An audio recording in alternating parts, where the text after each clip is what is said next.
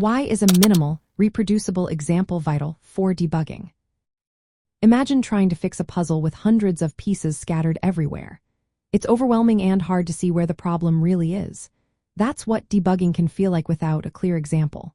When you find a bug in your code, you want to understand what causes it. But if your code is long and complicated, it's tough to tell what part is responsible. That's where a minimal reproducible example comes in. It's a small piece of code that shows the bug every time you run it. It only has the parts needed to make the problem happen, nothing extra. This makes it easier for you and others to see what's going wrong. Creating an example like this helps you focus on the real cause of the bug. When you strip down your code to just what's necessary, you often discover the mistake yourself. It forces you to think about what inputs or steps lead to the error.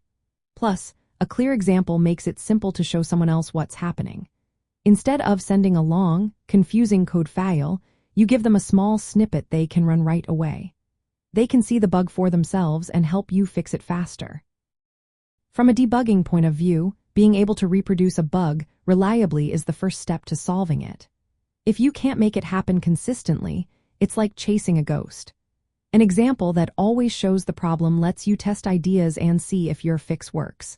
It's also a great way to learn more about your code. When you try to make the bug happen with the smallest code possible, you often find the root cause on your own. This process can reveal misunderstandings or overlooked details you didn't notice before. Using an example also saves time when asking for help. Whether you're talking to a colleague or posting online, a small, clear example makes it easy for others to understand the issue. They don't have to sift through hundreds of lines of code to find the problem.